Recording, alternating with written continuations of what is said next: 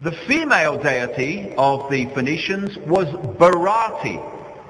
And Barati, when they came to the British Isles, became Britannia.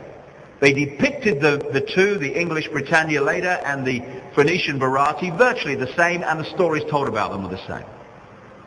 They also, here in what we now call Turkey, what's called Cappadocia, the Phoenicians had another deity, George of Cappadocia, who, when they came to Britain, became St. George of England, who defeated the dragon, which is very symbolic and possibly very significant.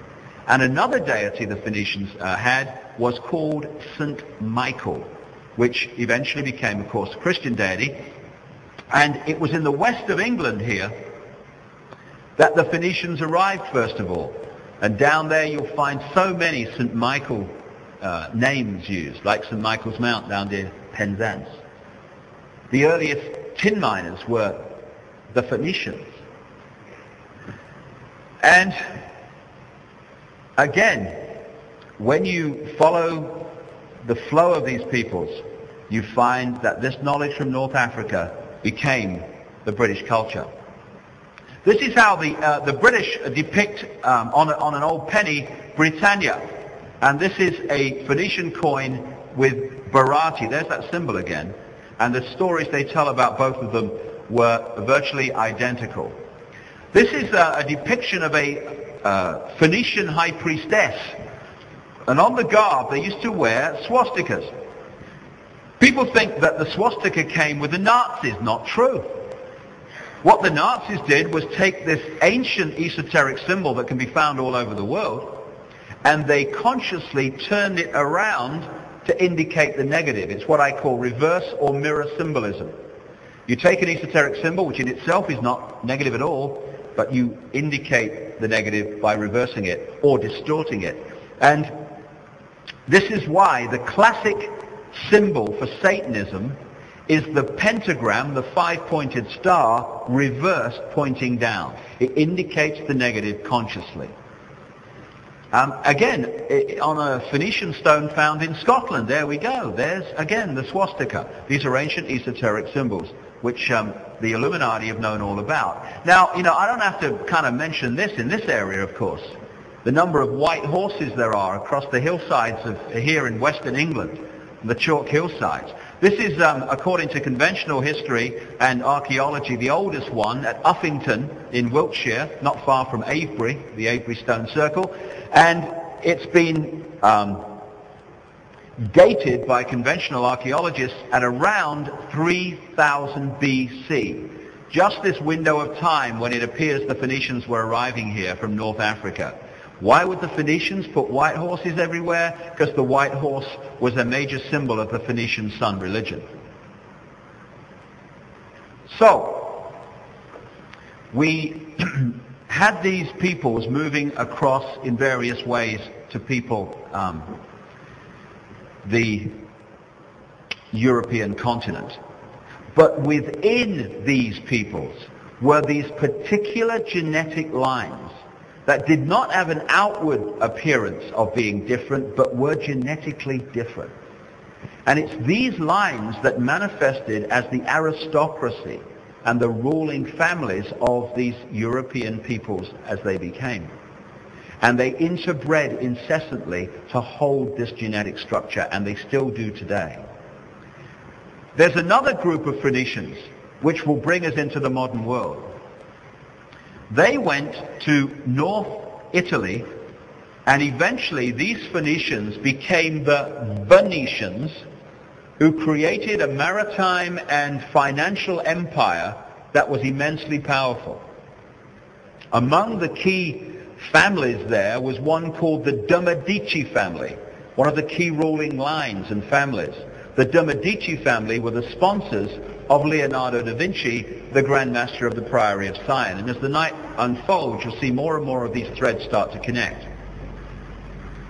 The ruling lines of the Venetians became known as the black nobility, because what they did was invent aristocratic titles for themselves and take over aristocratic titles that already existed, and they got this nickname, the black nobility. As time unfolded, the black nobility moved up. They stayed here. This is why northern Italy and Switzerland are major Illuminati centers today. But some number of these lines moved up into Europe, into Germany, into Holland. And eventually, one of these lines, called William of Orange, crossed the Channel and became King of England as William III in 1689. He arrived in 1688 and became king in 1689. What happened at that point is that he married Queen Mary, and they ruled as William and Mary.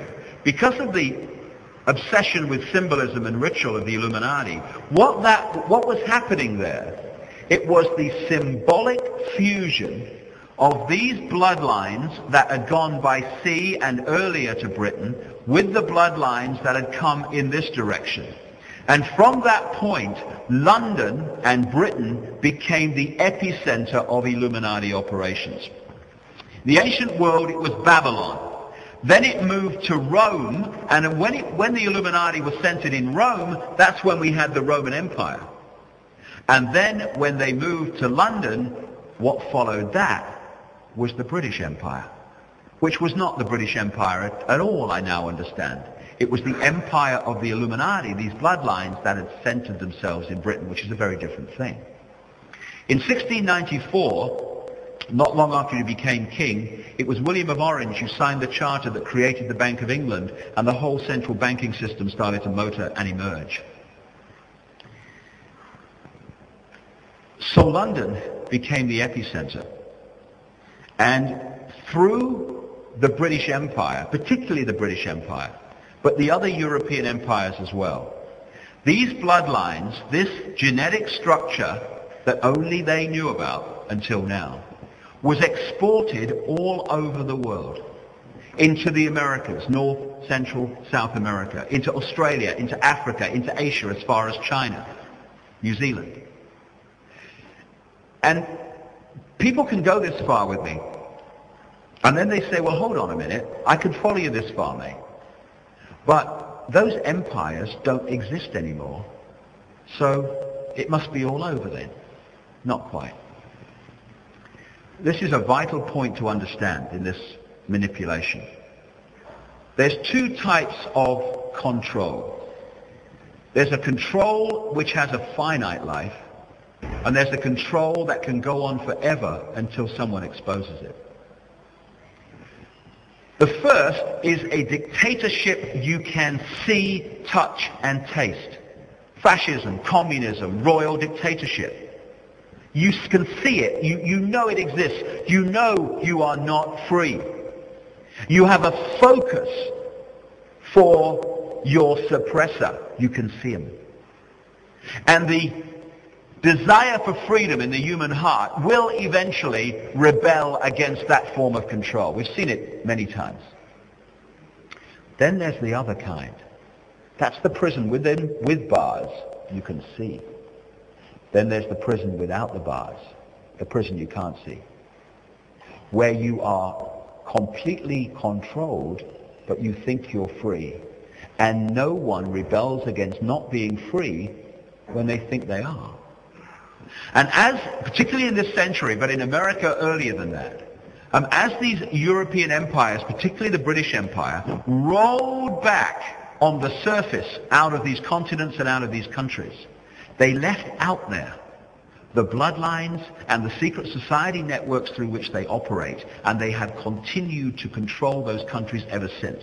But now, because they can't see it, they can't touch it, and they can't focus on it, it's very much more difficult to know it exists, therefore to expose it, therefore to remove it. Staggering as it may be to most people, not least to American people, America, United